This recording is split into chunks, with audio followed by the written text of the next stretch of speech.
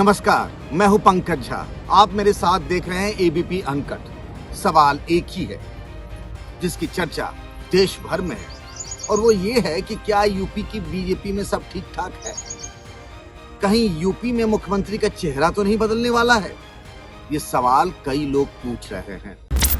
बंगाल में बीजेपी का बहुत कुछ दांव पर था। 200 पार के वादा था, इरादा भी यही था वहां, लेकिन वहां तो बीजेपी फुस हो गई। अब सारी निगाहें यूपी पर है और वो इसीलिए भी कि अगर यूपी में गड़बड़ाया कुछ भी तो फिर 2024 में पीएम मोदी के लिए भी रास्ता उतना ही मुश्किल हो सकता है, क्योंकि वो कहते हैं कि दिल्ली की सत्ता का रास्ता लखनऊ से होकर जाता है। अगले साल की शुरुआत में ना यूपी में विधानसभा के चुनाव होने और उससे पहले बीजेपी सब कुछ ठीक ठाक कर लेना चाहती है। अब आप पूछेंगे ठीक ठाक क्यों कर लेना चाहती है? भाई कुछ गड़बड़ होगा तभी तो ठीक ठाक होगा। तो ये संगठन यानी बीजेपी संगठन और राष्ट्रीय स्वयंसेवक संघ यानी संघ ने मन में बना लिया कि कुछ जरूरी बदलाव होने चाहिए। कब? वो विधानसभा चुनाव से पहले ही हो जानी चाहिए, उसके लिए वक्त नहीं है। और इस तरीके की सुगबुगाहट भी शुरू हो गई है। कहा जा रहा है कि संगठन में और संघ में भी आपस में बातचीत शुरू हो गई है कि यूपी में किस तरीके के बदलाव हो सकते हैं। कई तरह की चर्चा है। एक बात तो साफ है, ये मानकर चलिए कि जो मार्च 2017 में योगी आदित्यनाथ बीजेपी की सरकार बनने के बाद उन्हें मुख्यमंत्री का चेहरा बनाया गया था, वो मुख्यमंत्री बने थे। उग्र हिंदुत्व के प्रतीक माने जाते हैं। योगी आदित्यनाथ अपने विवादित बयानों के लिए जाने जाते हैं। वो योगी आदित्यनाथ मुख्यमंत्री बने रहेंगे, ये तो एक तरीके से तय है। लेकिन उसके अलावा बीजेपी की चिंता इस बात की है कि हाल में जो पंचायत के चुनाव हुए उसमें बीजेपी को अच्छे नतीजे नहीं मिले। पिछले करीब 7-8 सालों से देखें तो यूपी में बीजेपी अपराजेय है। अपराजेय मतलब बीजेपी को हमेशा सफलता ही मिली। बीजेपी को नसीब में, बीजेपी के हिस्से में सिर्फ जीत आई।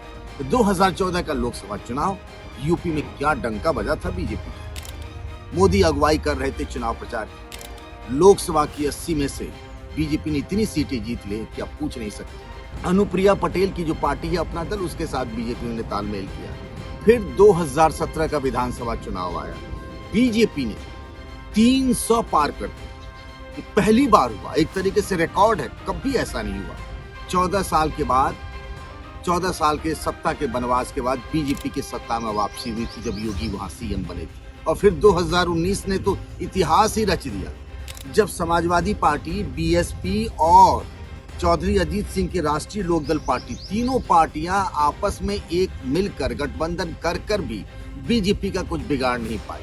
अखिलेश यादव और मायावती का मिलना अपने आप में एक बहुत बड़ी ऐतिहासिक घटना थी। जिस तरीके से मुलायम और मायावती के रिश्ते हुआ करते थे, तभी बीजेपी का कुछ नहीं बिगड़ा। इसीलिए अब ये पूछा जा रहा है कि जब 2022 की शुरुआत में यानी फरवरी के महीने में, जनवरी के महीने में चुनाव होंगे तो क्या बीजेपी के लिए सब ठीक ठाक है? नहीं है ठीक ठाक। कार्यकर्ता जो हैं वो हताश और निराश है। उनका ये कहना है कि उनकी तो कोई सुनता ही नहीं। बीजेपी के कई विधायकों ने, मोदी सरकार में मंत्री संतोष गंगवार ने, योगी सरकार में मंत्रियों ने भी इस बार जिस तरीके से कोरोना को लेकर के शुरुआती कोहराम मचा था यूपी में, उसमें सरकार के कामकाज को लेकर के, अधिकारियों के कामकाज को लेकर के चिट्ठी लिखी मुख्यमंत्री को, कहा सब ठीक ठाक नहीं है। बीजेपी के विधायक कई बार, कभी चिट्ठी को मैं बम इसीलिए मानता हूँ जब वो चिट्ठी लिखते हैं ना किसी को, मुख्यमंत्री को या किसी को, तो चिट्ठी पहले मीडिया को मिल जाती है।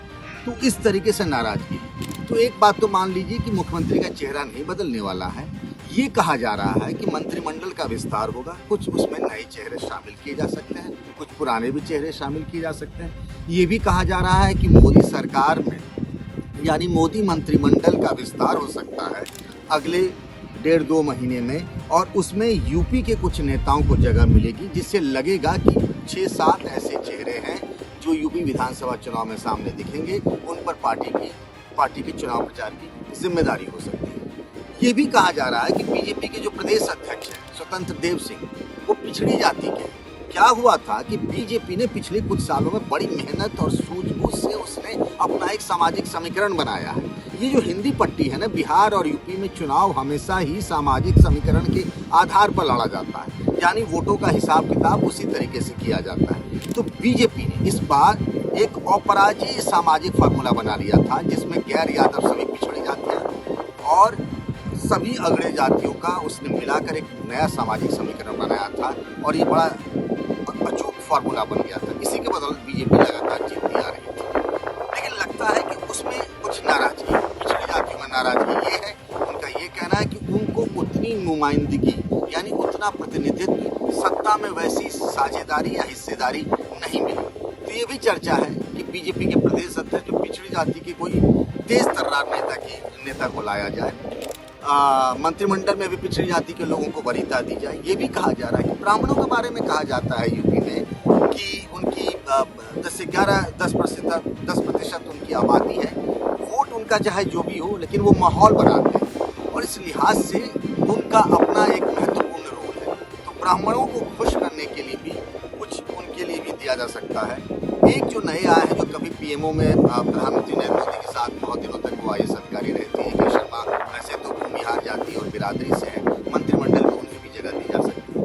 कोशिश ये है, लोगों के मन में इस बात को भी चर्चा है, जिस तरीके से असम में ये हुआ कि सर्बानंद सोनोवाल तो वहाँ के मुख्यमंत्री थे लेकिन इस बार के चुनाव में उन्हें मुख्यमंत्री का चेहरा नहीं बनाया गया। एक तरफ सर्बानंद सोनोवाल थे, दूसरी तरफ हेमंत विश्व शर्मा भी थे और हेमंत विश्व शर्मा मुख्यमंत्री बन गए।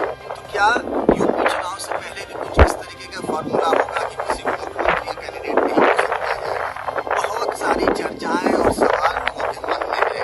बीजेपी के अंदर और आरएसएस के अंदर बैठने का दौर भी जारी हो गया है।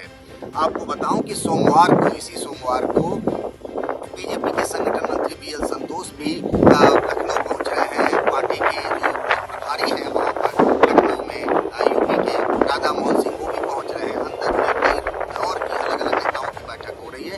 अगले कुछ दिनों में तस्वीर साफ हो जाएगी कि यूपी बीजेपी में आखिर क्या